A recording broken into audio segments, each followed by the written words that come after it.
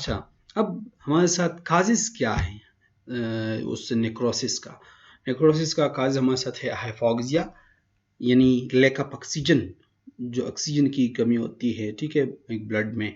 दूसरा है केमिकल, जो केमिकल्स है, जैसा कि एसिड का एग्जांपल हम ले लेते हैं कि केमिकल जितने भी हैं वो जो हमारी बॉडी के एक्सटर्नल या इंटरनल ऑर्गन्स के लिए नुकसानदेह होते हैं, तो वो हमारे साथ नेक्रोसिस काज कर सकती है। जो फिजिकल एजेंट्स हैं तो वो भी हमारे सेल्स डेथ को काज कर सकते हैं।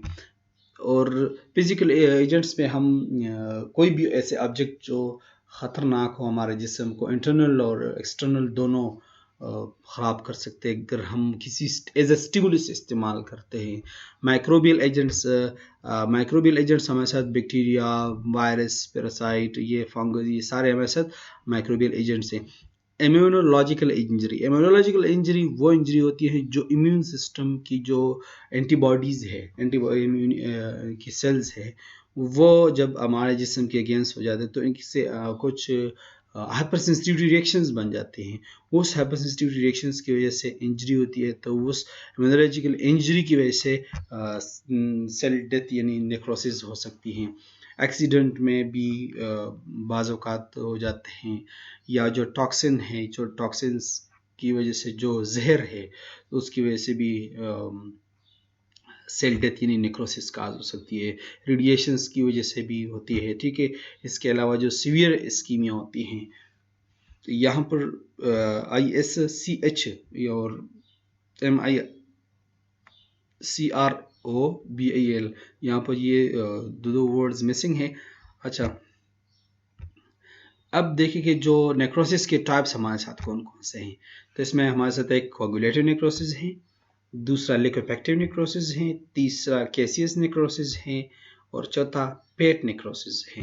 अब पांचवा हमारे साथ है फिब्रोनाइड नेक्रोसिस। अब हम बात करते हैं कोगुलेटिव नेक्रोसिस के ऊपर।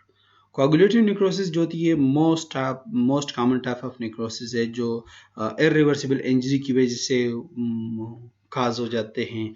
जो इरिवर्सिबल इंजरी हमारे साथ इस्कीमिया की वजह से होती है, ठीक है। और इस्कीमिया हमारे साथ वो होती है जो ब्लड सप्लाई की कमी होती है कुछ ऑर्गन्स को, ये स्पेशली हार्ट मसल्स जो हैं, ये हमारे साथ है किडनी, ठीक है। इस किडनी में हमारे साथ क्या होगी, यहाँ पर ब्लीड बन चुकी है। ब्लीड इस तरह बन चुकी है कि इसमें जो ब्लड सप्लाई होती है वो कम बराबर नहीं मिलती। तो इस एरिया को अगर हम माइक्रोस्कोपिकली देख ले तो हमारे साथ ये इसी तरह नजर आएगा। तो ये हमारे साथ है कोगुलेटिव नेक्रोसिस।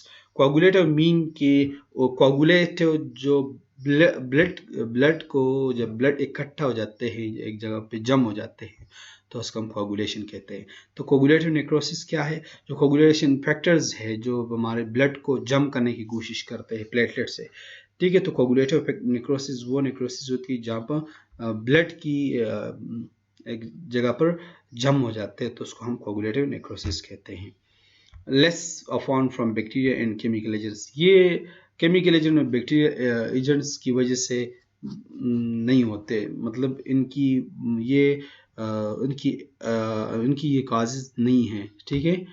अच्छा, अब मॉर्फोलॉजिकल रिप्रेजेंटेशन क्या होगी इनके माइक्रोस्कोप के जरिए अगर हम देखते हैं, तो इनकी जो सेल्स हैं, आउटलाइंस ऑफ द सेल्स, वो retains and the cell type can still be recognized। इनकी जो सेल्स की जो आउटलाइंस यानी मार्जिन्स होती हैं वो बराबर रहते हैं, ठीक है। उनकी सेल्स जो है वो अभी आप पहचान सकते हैं कि ये कौन सा टाइप का जो सेल्स हैं, ठीक है। But they cytoplasmic and nuclear materials are lost. जो साइटोप्लाज्मिक में और न्यूक्लियस में जो मटेरियल्स है, या साइटोप्लाज्म और न्यूक्लियस में जो मटेरियल्स है यानी कंटेंट्स हैं, वो लॉस्ट हो जाते हैं इसमें, ठीक है। For examples commonly affected organs such as heart, kidney and spleen. इस तरह की किडनी का एग्जांपल आप लोगों को मैंने दिखा दिया, वो हमारे साथ किडनी था जिसमें ब्लीडिंग बन चुकी थी, ठीक है। तो उसको हम क्या कहते हैं, नेक्रोटिक नेक्रोसिस, कोगुलेटिव नेक्रोसिस। अब नोट क्या है, necrosis due to hypoxia in all tissues except brain. Brain के अलावा सारे टिश्यूज में ये हाइपोक्सिया यानी लैक ऑफ ऑक्सीजन की कमी की वजह से ये नेक्रोसिस काज हो सकती है। अच्छा, लेकोफेक्टिव नेक्रोसिस की बात करते हैं। लेकोफेक्टिव नेक्रोसिस को हम क्वालिकेटिव नेक्रोसिस भी कहते हैं, यानी इस नाम से भी इसको हम जाने जाते हैं। It's commonly occur due to ischemia injury and bacterial और फंगल इन्फेक्शन। इस्कीमिया की वजह से, बैक्टीरियल एंड फंगल इन्फेक्शन की वजह से हमारे साथ लेकोफेक्टिव नेक्रोसिस जो है वो काज होती है। Hydrolytic enzyme such as autolysis and heterolysis, वो एंजाइम जो एक सेल्स अपने एंजाइम्स अपने एक सेल्स के अपने एंजाइम अपने सेल्स को डेथ करते हैं तो हम उसको ऑटोलाइसिस कहते हैं। हेटेरोलाइसिस भी जो ऐसे काजेस को कन्वर्ट करता है कि प्रोटीन को, यानी प्रोटीन्स जो होती है यानी एंजाइम जो होती है उनको लिक्विड में तब्दील कर देते हैं लिकोफेक्टिव नेक्रोसिस में। Therefore it's converted by softening and liquefaction of tissues.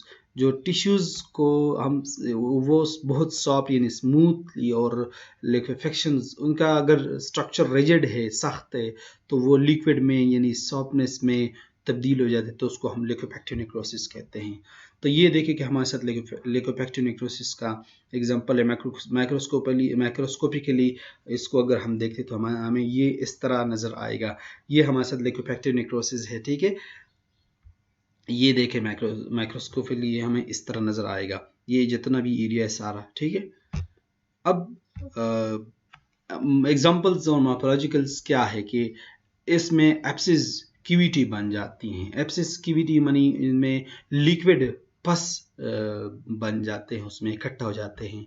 Ischaemic necrosis of the brain, ये जो बराबर ब्लड सप्लाई नहीं मिलती तो उसमें जो ब्रेन में जो नेक्रोसिस होती है तो वो भी इसमें काज हो सकती है। ये हमारे साथ एग्जांपल्स है जो ब्रेन में एक इस्कीमिक नेक्रोसिस होती हैं। Suppurative inflammation mean pus formation due to pyogenic bacteria, जो पस फॉर्मेशन होती है हमारे जिस्म में जो पाइथोजेनिक बैक्टीरिया की वजह से या फंगल इन्फेक्शन की वजह से, ये हमारे साथ है एग्जांपल्स, ठीक है। अब मॉर्फोलॉजिकली यानी इनका अगर जिस तरह हम माइक्रोस्कोप पर इसको देखते हैं तो हमें किस तरह नज़र आएगा। इनका जो सेलुलर मटेरियल्स है वो कंप्लीट लॉस हो जाएगा, आउटलाइंस जो है वो भी डिस्ट्रॉय हो जाएगा। ये देख ले कि यहाँ पर इनकी जो आउटलाइंस हैं यानी इनकी जो मार्जिन्स हैं वो भी डिस्ट्रॉय हो चुके हैं और मटेरियल जो है वो भी लॉस हो चुके हैं। अच्छा, अब हम बात करते हैं केसिस नेक्रोसिस के ऊपर। ये कम्बिनेशन फीचर है जो लिकोफेक्टिव कोगुलेटिव नेक्रोसिस की होती है, क्योंकि लिकोफेक्टिव नेक्रोसिस में तो सेल की जो न्यूक्लियर के जो कंटेंट्स हैं ये साइटोप्लाज्मिक की वो भी लॉस हो जाते हैं, कोगुलेटिव में भी। लेकिन कोगुलेटिव की जो आउटलाइंस होती है यानी सेल्स का पहचान भी हो सकती है। इनकी दोनों की फीचर्स इनमें इकट्ठे हो चुके हैं। एयर्स characteristic is soft, dry and cheesy necrotic material.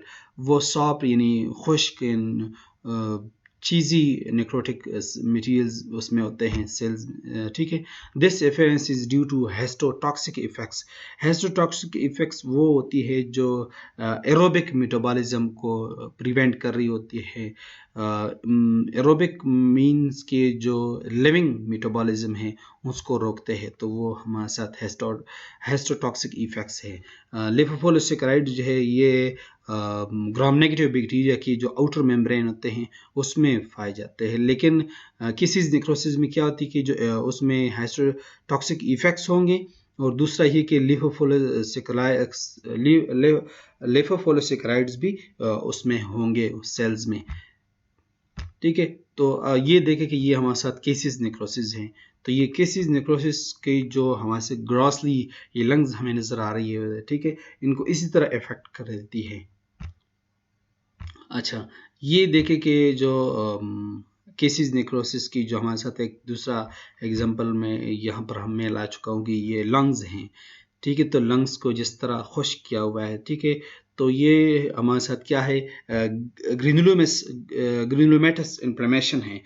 जो ग्रेनुलोमेटस इन्फ्लेमेशन जो ट्यूबरक्लोसिस की वजह से या फंगल इन्फेक्शन की वजह से हो चुकी हैं। तो ये ग्रेनुलोमेटस इन्फ्लेमेशन जो होती है ये हमारे साथ क्या है, केसिस नेक्रोसिस का एक एग्जांपल है हमारे साथ, ठीक है। अब मॉर्फोलॉजिकल चेंजेस हमारे साथ क्या होंगे कि इनके जो स्ट्रक्चर होती है, जो सेल होती है, वो पूरा डिस्ट्रॉय हो जाती है, उसमें कोई कंटेंट नहीं रह जाते, इनकी जो सेल्स मार्जिन होती है आउटलाइन